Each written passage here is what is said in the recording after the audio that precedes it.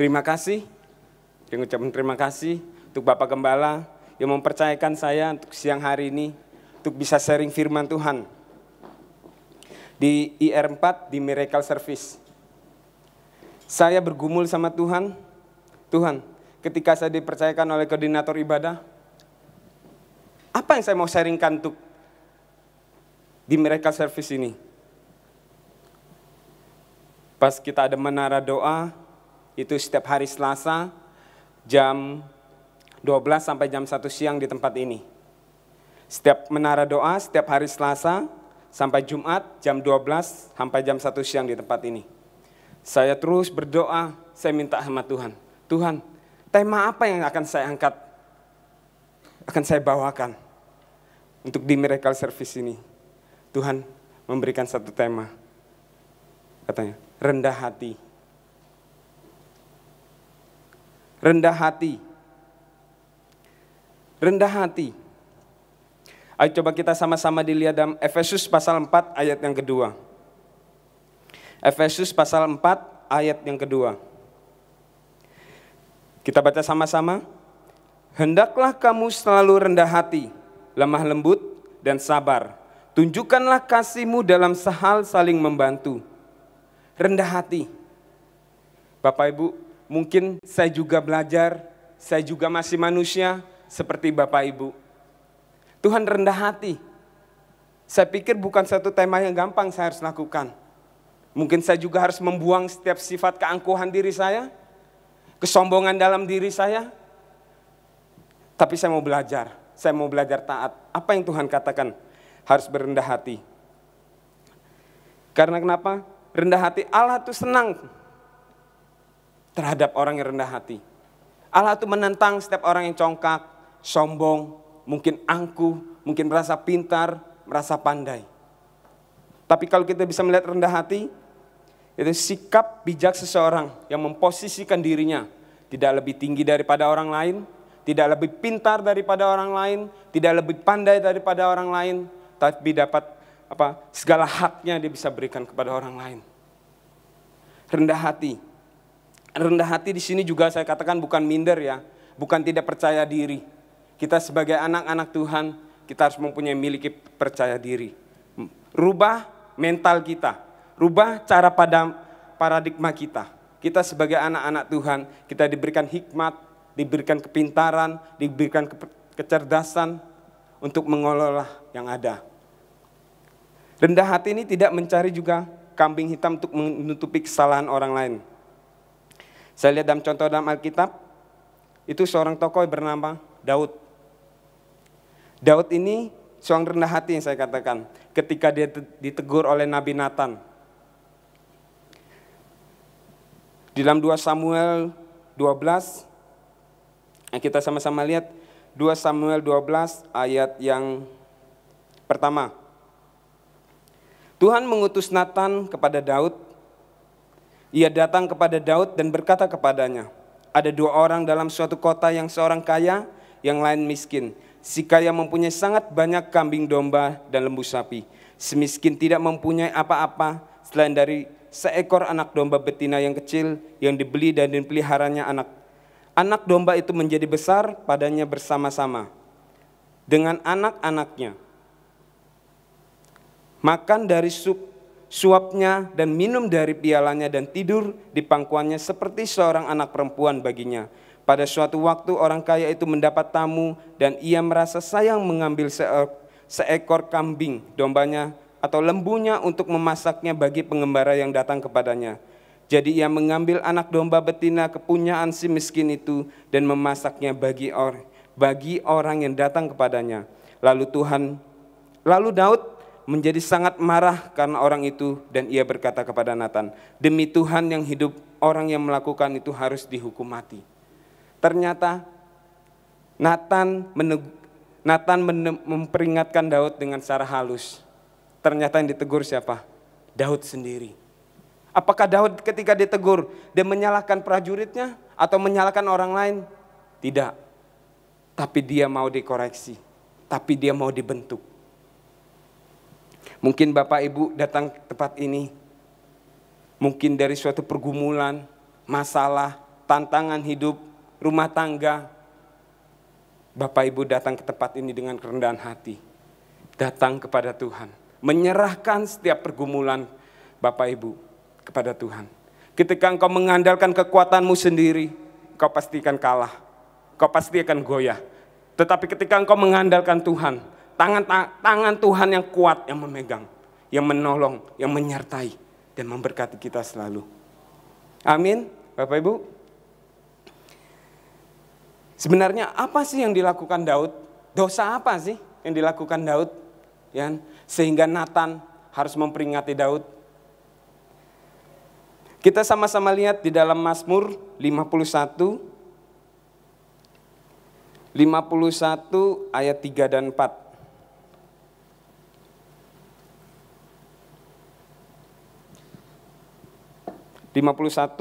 Mazmur 51 ayat 3 dan 4.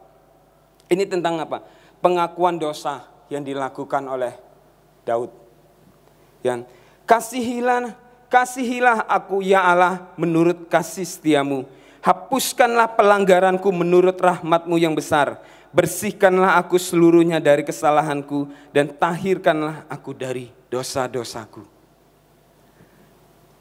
Daud ketika dia berbuat dosa, dia mengaku dosanya di hadapan Tuhan. Saya tuliskan di sini 3 yang Daud lakukan.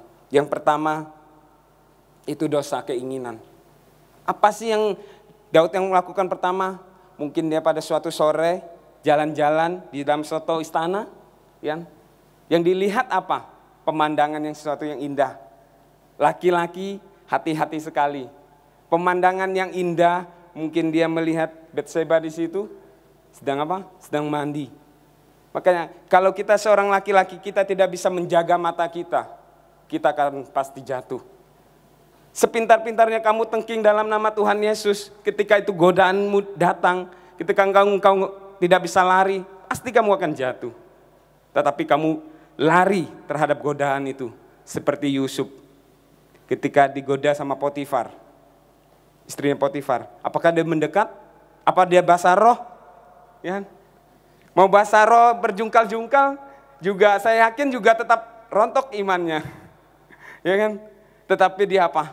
Lari keluar. Lari menjauh. Ya. Ketika kita lari keluar, kita mendapat terobosan yang baru. Ya. Tapi kita dalam suatu keinginan nafsu hawa kita akan terjumus dalam dosa. Keinginan mata. Laki-laki keinginan mata yang gampang sekali jatuh dalam dosa. Makanya saya sendiri juga Tuhan, selalu apa yang saya melihat, apa yang saya lihat biar menjadi berkat. Kuduskan mataku selalu Tuhan. Ya, karena saya sendiri juga pelayan Tuhan di tempat ini. Jangan saya sendiri juga menjadi apa? Bukan menjadi berkat, tapi menjadi cemooh bagi orang lain. Apalagi kita pelayan-pelayan Tuhan di tempat ini. Ya, biar hidup kita, karakter kita yang ada dalam diri kita bisa menjadi berkat bagi banyak orang lain. Keinginan mata. Apa yang diingini? Mengingini istri orang lain. Mengingini barang orang lain. Bukan hak milik kita, kita ingini. Dan yang kedua, dosa apa? Dosa berzina dengan Batseba. Siapa sih Batseba? Batseba adalah istri Uria panglima perang Daud. Orang kepercayaan Daud. Orang yang dipakai oleh Daud. Kenapa Daud bisa melakukan perzinahan? Karena hawa nafsu yang timbul. Karena nafsu yang sudah dikuasai oleh dosanya. Ya. Coba dia nggak melihat.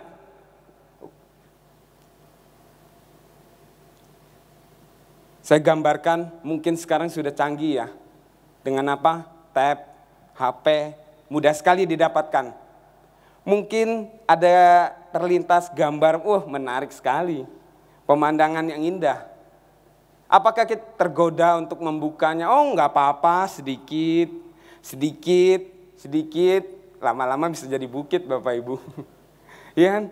Ketika kita menganggap sedikit sesuatu hal yang sedikit, itu akan merusak. Itu akan merusak.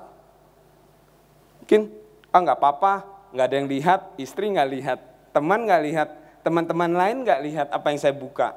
Tapi ada mata Tuhan yang melihat engkau. Ada mata Tuhan yang mengawasi saya dan saudara. Apa yang kita lihat, apa yang kita lakukan. Hidup takut akan Tuhan, hidup dalam kekudusan selalu. Sebab tanpa kekudusan Tuhan katakan, tidak akan melihat kemuliaan Tuhan dinyatakan. Miracle service, miracle service, miracle. Bagaimana kita mau mengalami suatu miracle daripada Tuhan, sehingga hidup kita aja tidak kudus, tidak mau berkenan di hadapan Tuhan? Kekudusan dalam hidup harus dijaga, dalam rumah tangga. Setiap pelayan-pelayan Tuhan di tempat ini, saya pribadi, saya juga membawakan firman Tuhan tentang rendah hati ini, topik ini, saya juga terpukul saya sendiri. Saya jadi harus pelaku-pelaku firman Tuhan. Bukan hanya sharingkan firman Tuhan di tempat ini, tapi saya sendiri harus menjadi pelaku firman Tuhan terlebih dahulu. Kesombongan, kecongkakan, keangkuhan, ketika ditegur, apakah bisa menerima? Kita suatu kritikan, apakah bisa menerima? Kerendahan hati harus dimiliki oleh setiap kita sebagai orang percaya. Karena Tuhan senang dengan orang-orang yang rendah hati. Karena Tuhan senang dan mengasihi orang-orang yang rendah hati. Orang-orang yang rendah hati akan memiliki kenyamanan, ketentraman. Bahkan di Amsal katakan, orang yang rendah hati akan mewarisi negeri ini. Ya. Dan yang ketiga, dosa apa sih yang dilakukan oleh Daud? Dosa pembunuhan berencana. Ya. Di Samuel 2 ayat 11, 2 Samuel pasal 11 ayat 15 dikatakan, perintah Daud kepada Yoab dalam surat itu, tepatkan Uria di barisan depan dalam pertempuran yang paling hebat, kemudian kamu mengundurkan diri padanya supaya ia terbunuh mati. Ya, kalau kita bisa melihat topik firman Tuhan ini, sesuatu yang disusun Daud secara sistematis. Untuk apa? Untuk membunuh panglima perangnya. Untuk apa? Di balik semua itu ada siasat buruk dari Daud untuk mengingini istri Batseba. Ya.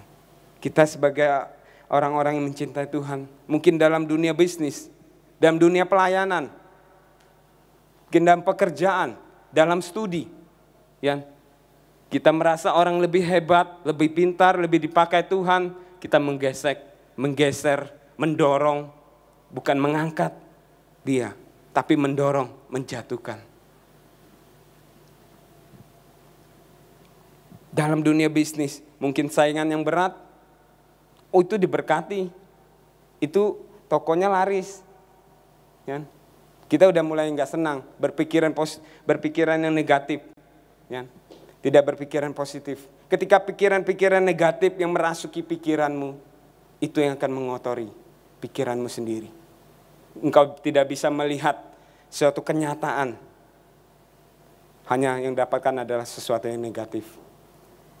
Ketika Daud ditegur oleh Nabi Nathan, ia tidak berusaha membenarkan diri atau mencari kambing hitam atas kesalahannya itu. Tetapi dia rendah hati, ia menerima kesalahannya di hadapan Tuhan. Kita bisa juga melihat contoh lain, Saul. Ketika Saul melakukan suatu hal kesalahan, dia ditegur oleh Samuel, justru apa? Dia menyalahkan rakyatnya. Dia menunggu Saul lama tidak datang. Rakyat sudah menyuruh saya untuk mengorbankan. Ya. Yudas yang menjual Yesus dengan 30 keping perak. Apakah dia bertobat? Tidak. Apakah merendahkan diri? Tidak. Malah apa? Dia mati dengan gantung bunuh diri. Ya. Petrus menyangkal Tuhan Yesus 3 kali sebelum ayam berkokok. Dia apa? Dia datang menangis di hadapan Tuhan. Dia merendahkan diri. Merendahkan diri dan dia bertobat. Ya. Kalau kita bisa melihat tadi contoh-contoh yang saya berikan, bagaimana Raja Daud bisa berubah paradigmanya, bisa merendahkan diri di hadapan Tuhan. Ya.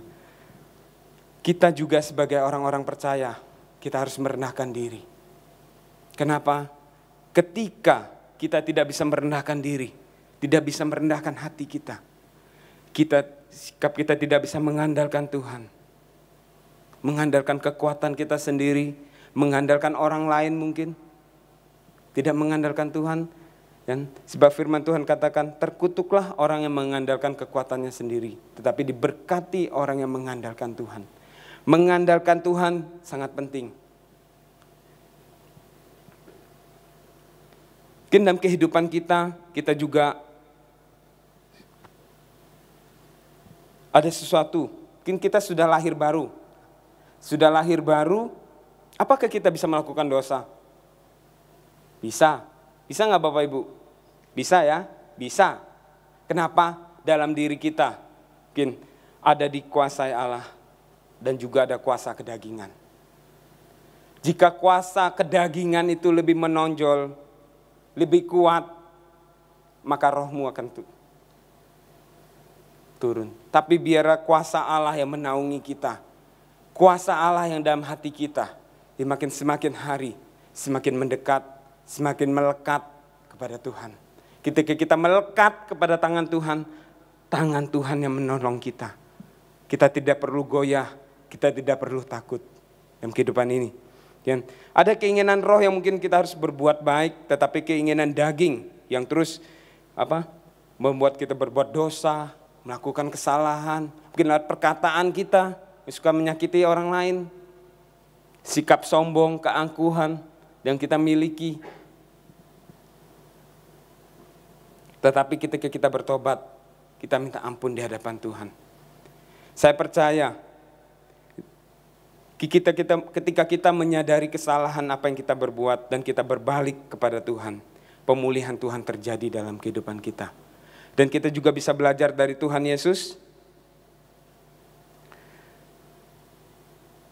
dengan tidak mencari kepentingan sendiri atau pujian yang sia-sia. Sebaliknya hendaklah dengan rendah hati seorang menganggap yang lain lebih utama daripada dirinya sendiri. Itu dalam Filipi 2 ayat yang ketiga.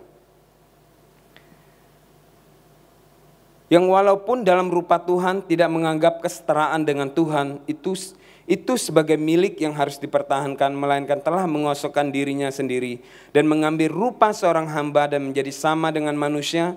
Dalam keadaan sebagai manusia, ia telah merendahkan dirinya dan taat sampai mati. Bahkan sampai mati di kayu salib. Itulah sebabnya Tuhan sangat meninggikan dia dan mengaruniakan kepadanya nama di atas segala nama. Kita bisa belajar dari Tuhan Yesus juga. Tuhan Yesus katakan, belajarlah kepadaku. Aku lemah lembut dan rendah hati. Tuhan Yesus sendiri adalah Tuhan. Dia tidak mempertahankan ketuhanannya. Bahkan dia mengosongkan dirinya sehingga tidak memiliki reputasi sebelum dia miliki. Intinya bukan kekuasaan, kekuatan, apa yang kita miliki, tetapi bagaimana kita menggunakannya. Posisi, jabatan, itu bukan hal yang utama. Tetapi bagaimana relasi, hubungan kita satu sama lain. Kerendahan hati Tuhan Yesus menghasilkan peninggian diri dan reputasi yang lebih tinggi. Waktu kemarin saya sama teman-teman juga dari pengerja tempat ini, kita acara di Sinode itu tanggal 25 Oktober kemarin. Kita acara Sinode, pas pulang saya satu mobil dengan Kosugi sharing sama saya. Kosugi bertanya kepada saya, Fat, ketika ada orang yang menyakitimu, ketika ada orang memfitnahmu, apa yang kamu lakukan? Kalau saya dulu, saya pasti kepahitan orangnya. Saya dulu mungkin saya SMP ketika saudara sendiri nih, saudara dari mama saya. Saya tinggal dalam rumah itu ketika saya dikata-katain, mungkin orangnya miskin, orang nggak mampu, sekolahnya begini-begini, saya kepahitan. Mah, ngapain tinggal sama orang ini? Ayo pergi aja, saya bilang gitu. Sewa rumah sendiri. Ya. Saya ngalami kepahitan sampai lama. Tapi ketika saya bisa menyampaikan sharing firman Tuhan sekarang ini, saya harus bisa dipulihkan, saya pribadi. Ya. Terus Kosugi tanya, bagaimana pendapatmu?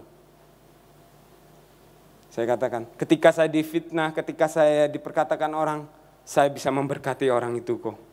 Tuhan, biarlah berkat-Mu turun atas orang ini. Biar pekerjaan, bisnis, usaha mereka kerjakan, Kau berkati Tuhan.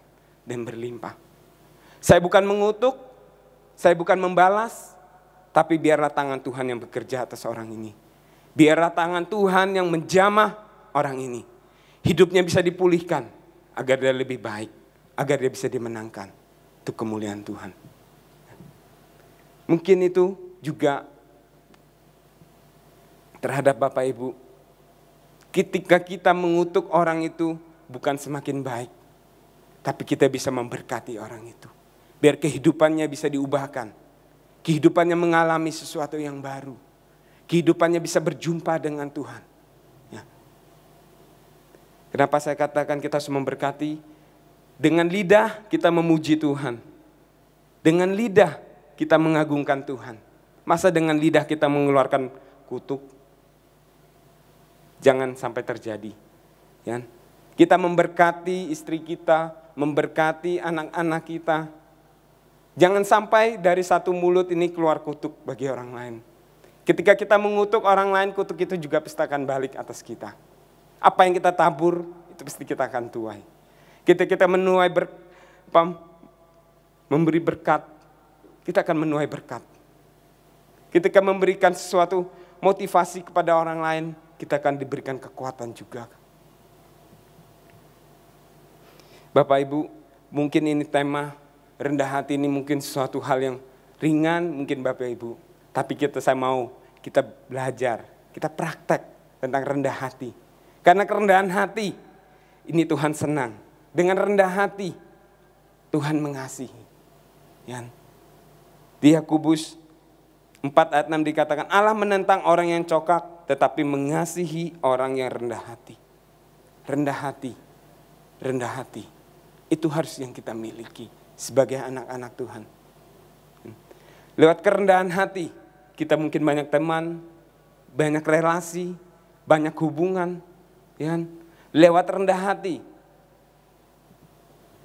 mungkin dalam pelayanan kita bisa dipakai Tuhan lebih lagi. Kerendahan hati itu sangat penting harus kita dimiliki. Lewat kerendahan hati, hidup kita bisa dipulihkan.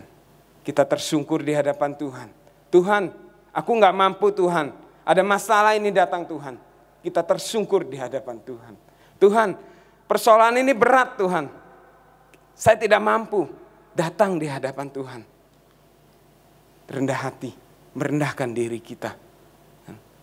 Pergumulan apa? Bapak dan Ibu saya tidak tahu. Tapi kita merendahkan hati kita. Mencari wajah Tuhan. Mencari hadirat Tuhan itu yang terpenting.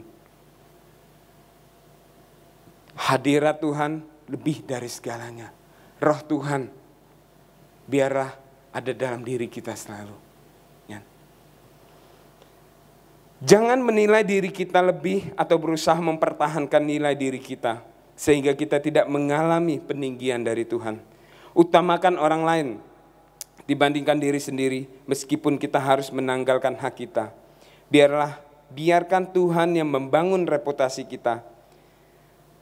Tuhan hanya akan mengerjakan banyak hal yang luar biasa dalam hidup orang yang rendah hati.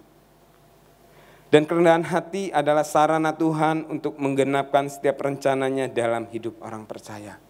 Bapak Ibu mau mengalami mukjizat dalam Tuhan? Mungkin sakit, bisnis, pekerjaan, rendah hati. Cari wajah Tuhan. Bangun pagi-pagi doa.